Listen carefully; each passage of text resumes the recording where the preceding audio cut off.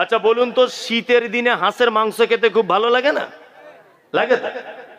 একটা স্কুলের হেডমাস্টার, মেয়েদের কেমন বুদ্ধি বলছি, স্কুলের হেডমাস্টার তা বাজার থেকে একটা হাঁস কিনে নিয়ে এসেছে, খাবে বলে জবাই করে। এখন ওর স্ত্রীকে দিয়েছে সেদিন জুম্মার দিন রান্না করতে।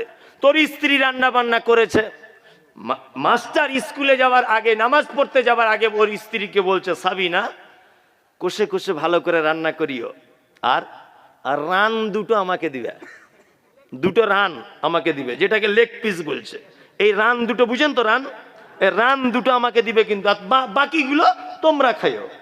এখন ওর স্ত্রী বেশ জুত করে রান্না করতে করতে ভালো সেন্ট উঠছে, একটা রান ফটাম করে খেয়ে নিয়েছে। মাস্টার বাড়ি এসেছে, এখন মাস্টারকে দিয়েছে বাটিতে করে হাঁসের মাংস রান্না। এখন মাস্টার একটা রান দেখে বলছে, কি ব্যাপার, একটা রান কেন হে সাবিনা?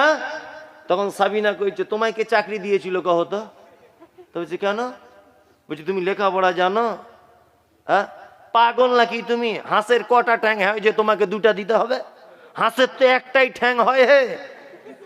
মাস্টারের মাথাতে বজ্রঘাত পড়ে গেছে, যে হাঁসের একটা ঠ্যাং হয়?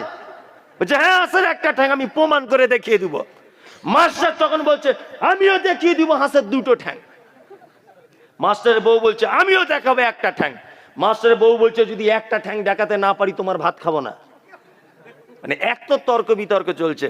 তা মাস্টার তখন বলছে, চল দেখাবি হাঁসের কটা ঠ্যাং দেখবো।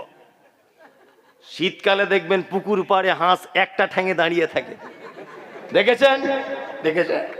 মাস্টারের বউ বলছে, মাস্টার দেখছো ঘটনা কি ঘটেছে? মাস্টারের তো মাথায় বজ্রঘাত পড়ে গেল, যে ঘটনা তো সত্যি, কথা তো একেবারে মিলে গেছে। তা মাস্টার যখন হেরে গেছে, মান সম্মানের ব্যাপার, তা দুজনা চলে যাবার আগে মাস্টার বলছে, দাঁড়া তোর মজা দেখাচ্ছি। বলে একটা ছোট ইট নিয়ে হাঁসটার দিকে ছুঁড়ে দিয়ে বলছে, দৌড় শালার হাঁস। যেই রকম বলেছে, হাঁসটা দুটো পা বার করে ছুটছে। তখন মাস্টার বলছে, জাহান্নামী মেয়ে দেখ কটা ঠ্যাং দেখ।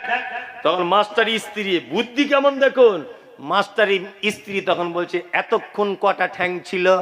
বলছে একটা ছিল, দুটো হলো কি করে? বলছে ইট মেরে চিতাই হয়েছে। তখন মাস্টারের বিবি বলছে, আল্লাহর কসম করে বলুন তো, হাটে যে হাঁসটা কিনে এনেছিলেন এটা ইট মেরে কিনেছিলেন? বলছে না, ইট মেরে তো কেনা হয়নি। বলছে তাহলে ওই মালটার একটা পা ছিল। কি বললে?